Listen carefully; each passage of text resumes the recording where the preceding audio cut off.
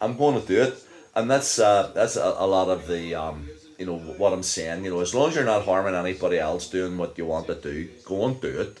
You know, you know, I wanted to cut my hair today after I spoke to Tanya, and it's kind of like it wasn't so much after talking to Robbie last night because he got to me, with regards to having my head together, but I was still thinking, I was going to have to, look like the old rocker sort of thing. But I made the decision.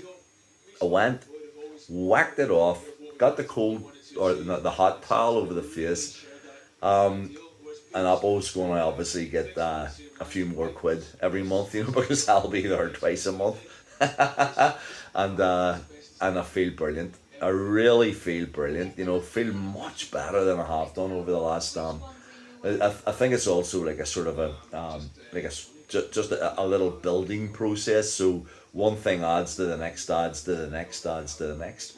And then, as I say, had my medications tweaked a little. I was speaking to someone actually during the week. I can't remember who it was. Oh yeah, it was my friend Ross. I was Ross Weaver. Ross, listen, mate. I read your messages every.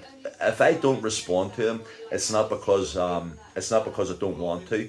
It's just because over the last week period, I've been wanting to say the right things. So if I write a message on a Saturday afternoon in response to you, because a lot of the things that we talk about, Russ Weaver's a bass player, and he's an outstanding bass player.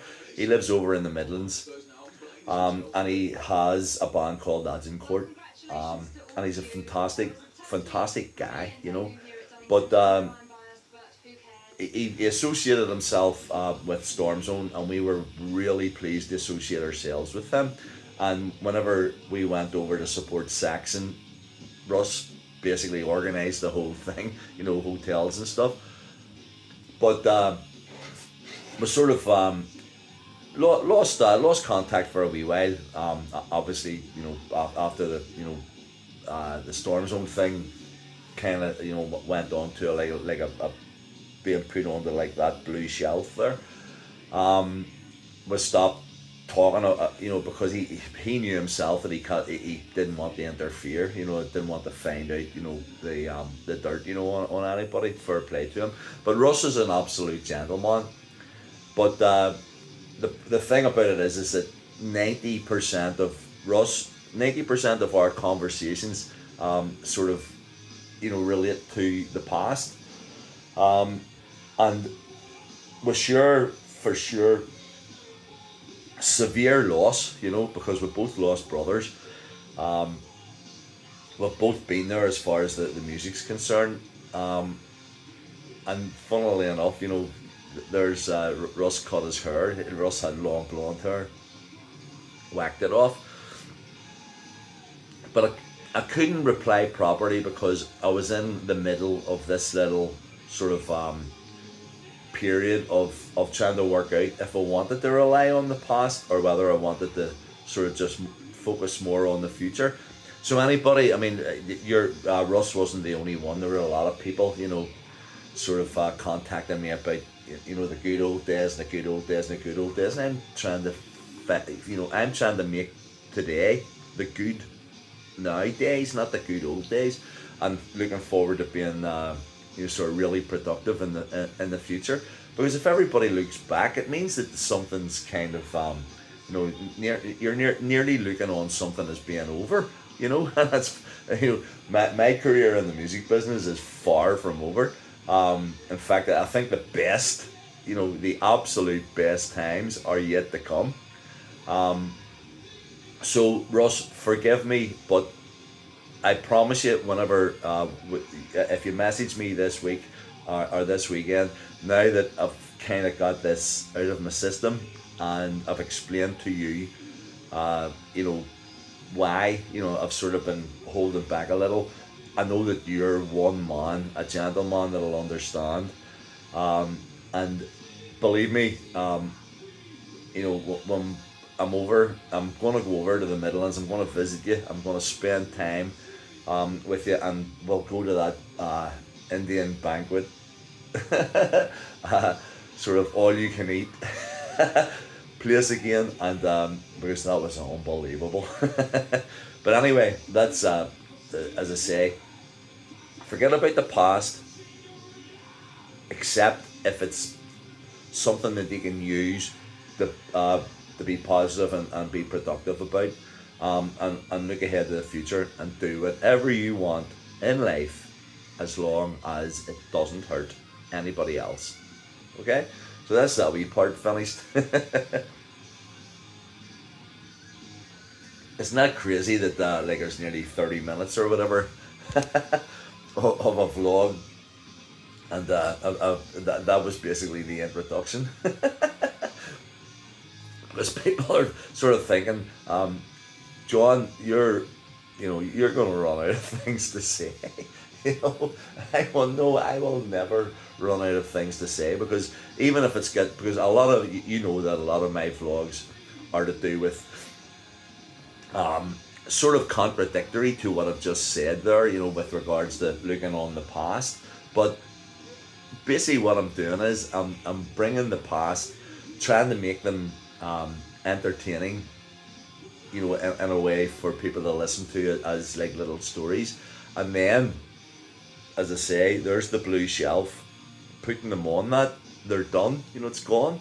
And at the end of all these vlogs, I don't know how long I'm going to be. I'll do them until I can't do them anymore.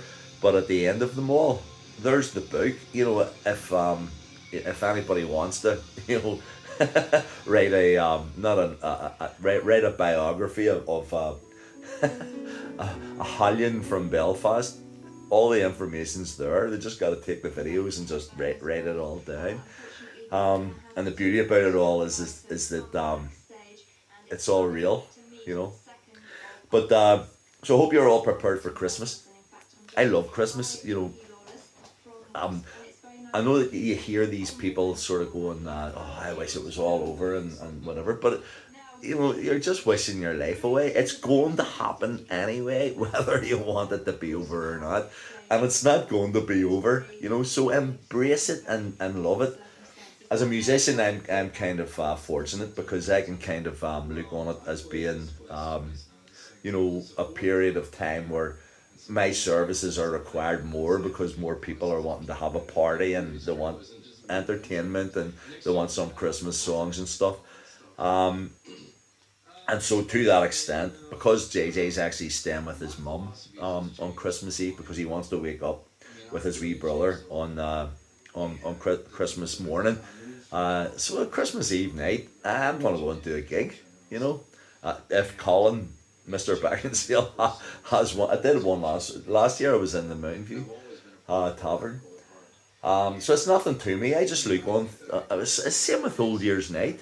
I just look. I'm out every Old Year's Night, and it's a great night. Obviously with a lot of people, and everybody's enjoying themselves. And for some reason or other, someone decided, thankfully, like in a way,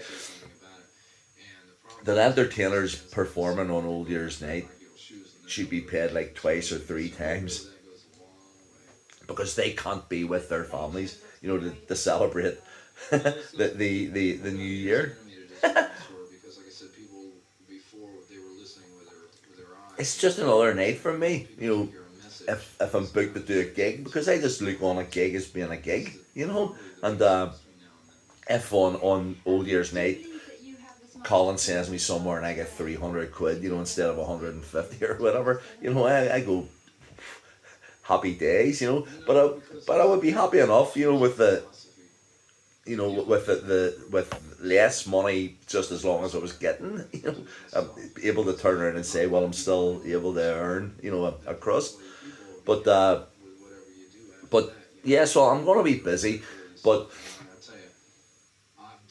what it does, I'm sure it's like this for everybody, is you look back on times past, and all my Christmases were always brilliant, always brilliant. Didn't matter whether it was a family Christmas before I was married to Margaret, or whether it was every Christmas, with Margaret and Lindsay and the new adventures.